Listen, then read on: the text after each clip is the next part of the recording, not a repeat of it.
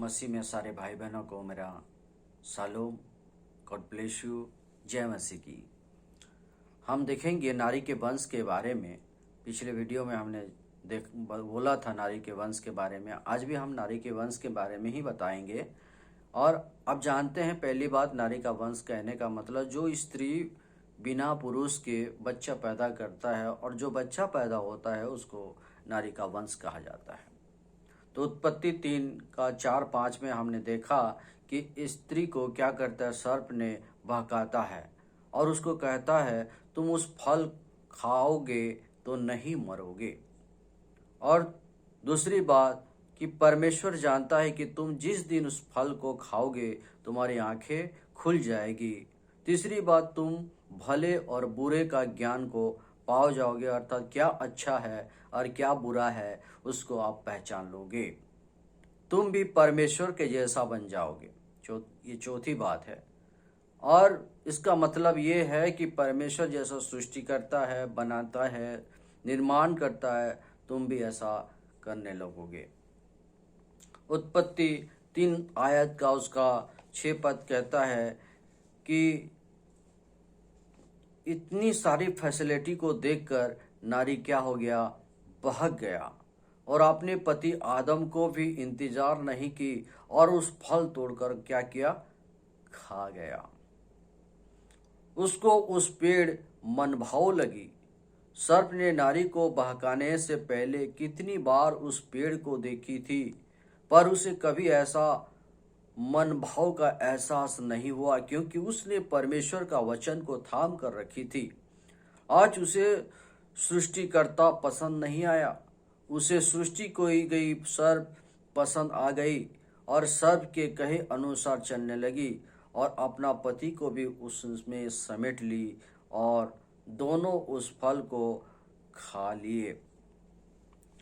जब वे उस फल को खाए तब वे अपने को देखे कि वो नंगे हैं, परंतु आप उत्पत्ति 2:25 को देखें कि वो पहले नंगे थे पर वे लजाते नहीं थे, पर फल खाने के कारण उनके जीवन में लज्जा की बात आ गई और वे ज्ञानवान भी बन गए।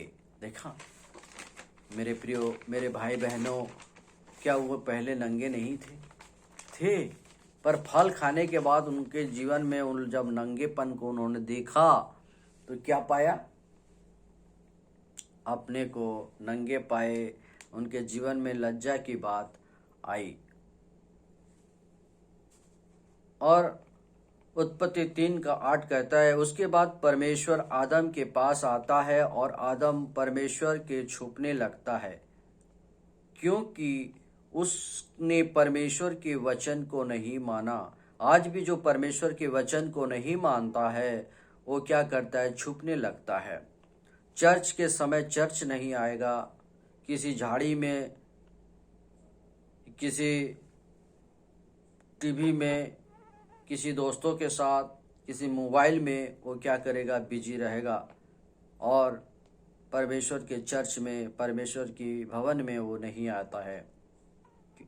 पर परमेश्वर आपको प्रेम करता है, वो 99 भेड़ों को क्या करता है, छोड़ देता है और उस एक भेड़ जो खो गया है उसको खोजने के लिए वो आगे बढ़ता है। इसलिए परमेश्वर भी आदम को खोजने निकला और परमेश्वर आदम को पुकारता है, हे आदम, हे आदम, तू कहाँ है। उत्पत्ति 3:10 कहता है कि आदम ने कहा, प्रभु मैं आपके वचन के विरुद्ध पाप किया और मैं अपने को नंगा पाया और मैं तेरी आवाज से क्या हो गया, डर गया और मैं छुप गया।